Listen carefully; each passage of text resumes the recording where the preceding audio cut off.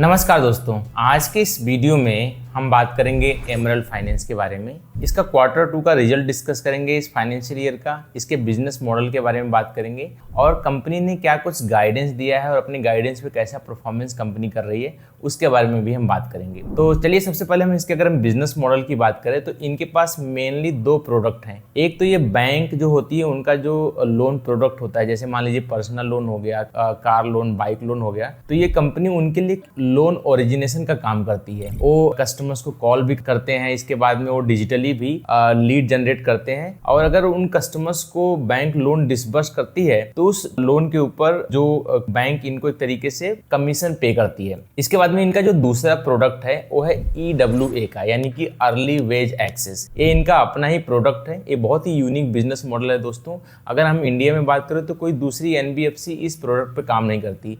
एक तरीके से ये बाहर का बिजनेस मॉडल है जिसपे कंपनी बहुत अच्छा परफॉर्मेंस कर रही है। अगर हम इसके बारे में बात करें तो इसमें कंपनी क्या करती है कि कॉर्पोरेट के साथ टाई अप करके उनके एम्प्लॉयज को एडवांस में सैलरी पे करती है। अब मान लीजिए किसी एम्प्लॉय की सैलरी 1 लाख रुपया है तो उस 1 लाख रुपए के बेसिस पे कंपनी उनको 40% तक अर्ली वेज एक्सेस के रूप में लोन दे सकती है। शॉर्ट टर्म के लिए होता है वो लोन। तो उसमें क्या होता है कि अगर कोई एम्प्लॉय मान लीजिए उसकी सैलरी खत्म हो जाती है मंथ एंड होने से पहले, सैलरी आने से पहले, तो वो चाहे तो अपनी टोटल सैलरी का 40% तक लोन वो एमरल्ड फाइनेंस से ले सकता है। अब लोन का रिपेमेंट कैसे होता है? क्योंकि कंपनी का tie up already emerald finance के साथ होता है, तो जब कंपनी उस एम्प्लॉय का सैलरी डिस्बर्स करती है नेक्स्ट मंथ में, तो जितना भी अमाउंट का लोन उस एम्प्लॉय ने लिया होगा उतना अमाउंट वो डिडक्ट कर लेती है और डिडक्ट करके एमरल्ड फाइनेंस को दे देती है। अब इसमें कंपनी कोई इंटरेस्ट चार्ज नहीं करती क्योंकि ये RBI के गाइडलाइंस के अगेंस्ट है, तो इसलिए कंपनी क्या करती है कि उनसे एक प्रोसेसिंग फी चार्ज करती है। अब इससे कंपनी को दो फायदा होता है। एक तो ये कि प्रोसेसिंग फी चार्ज करके इनको एक इनकम होती है और दूसरा फायदा इनका ये है कि इस प्रोडक्ट के थ्रू एक तरीके से कस्टमर एक्वायर कर रहे हैं ये बहुत सारे। जैसे बजाज फाइनेंस ने no cost EMI product launch करके इतना बड़ा बिजनेस बनाया। कंपनी का कहना है कि हम भी उसी मॉडल पे अपने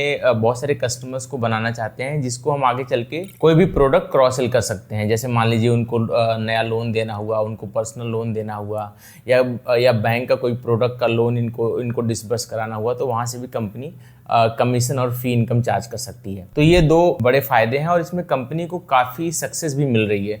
अगर हम अभी Q2 के टोटल नंबर ऑफ क्लाइंट्स की बात करें तो एमरल्ड फाइनेंस के पास अब तक 155 कॉर्पोरेट क्लाइंट ऐड हो चुके हैं। लास्ट फाइनेंशियल ईयर में टोटल 60 कॉर्पोरेट क्लाइंट इनके पास थे और पिछले क्वार्टर में Q1 में 90 थे। तो इस क्वार्टर में काफ़ी अच्छा इंप्रूवमेंट हमें देखने को मिल रहा है। तो यहाँ पे टोटल 155 हो चुके हैं।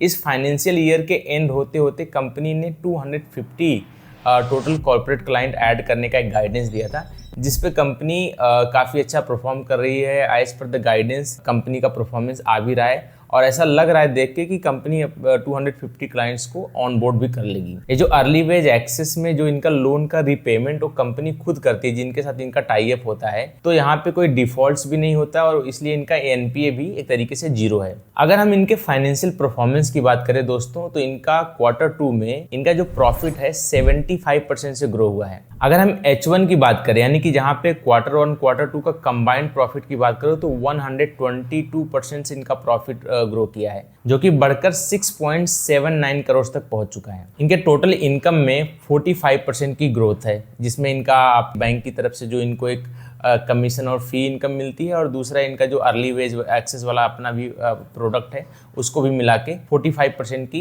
ईयर ऑन ईयर बेसिस पे ग्रोथ है। इनका जो EBITDA में भी 60% की ग्रोथ है, यानी कि एक तरीके से इनको काफ़ी अच्छा ऑपरेटिंग लेवरेज मिल रहा है। इनका एक्सपेंसेस काफ़ी कंट्रोल में आ गया है और बहुत सारे काम ये एक तरीके से अपने खर्चे को कंट्रोल करके अपने बिजनेस को काफ़ी अच्छे तरीके से ग्रो कर रहे हैं। अभी हाल ही में कंपनी ने अपना EWA का ऐप भी लॉन्च किया है, जिसके थ्रू अगर कोई एम्प्लॉय चाहे तो इनके ऐप के थ्रू ही लोन के लिए अप्लाई कर सकता है और वहां से उसको ऑनलाइन लोन भी डिसबर्स हो जाता है उसके अकाउंट में।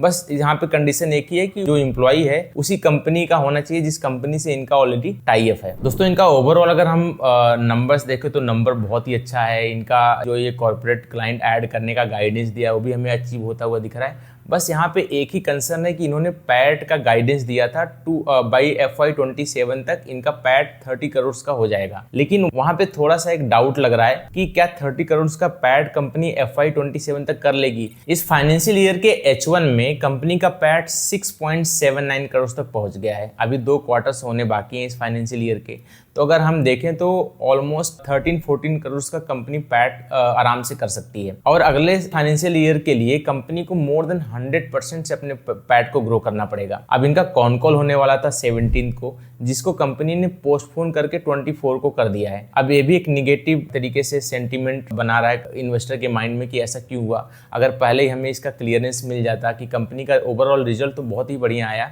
लेकिन जो पैट था क्या वो कंपनी ने वहां पे गलती की थी इतना ज्यादा कमिटमेंट करके, या फिर कंपनी इंटैक्ट है अपने पैट को लेके और उतना अचीव कर सकती है, किस तरीके से अचीव करेगी, क्या कुछ कोई रिवाइज गाइडेंस कंपनी देना चाहती, तो ये सब का क्लियरेंस मिल जाता तो कल देखेंगे तो स्टॉक इनका 6-7% से गिर गया था, तो शायद वो वहां पे ना होता। बाकी देखते हैं दोस्तों 24 को इनका जब ये कॉन कॉल होगा तो उसमें कंपनी क्या कुछ कहती है, अपने गाइडेंस को रिवाइज करती है या फिर किस तरीके से अपने बिजनेस को आगे लेके जाना चाहती है, तो वो सब का क्लियरेंस हमें कॉन कॉल के थ्रू ही पता चलेगा। बाकी अगर हम अपॉर्चुनिटी की बात करें तो कंपनी बहुत ही छोटी है, 200-250 करोड़ की मार्केट कैप की कंपनी है। इसका पी भी बहुत ही अट्रैक्टिव लगता है, परफॉर्मेंस बहुत अच्छी आ रही है।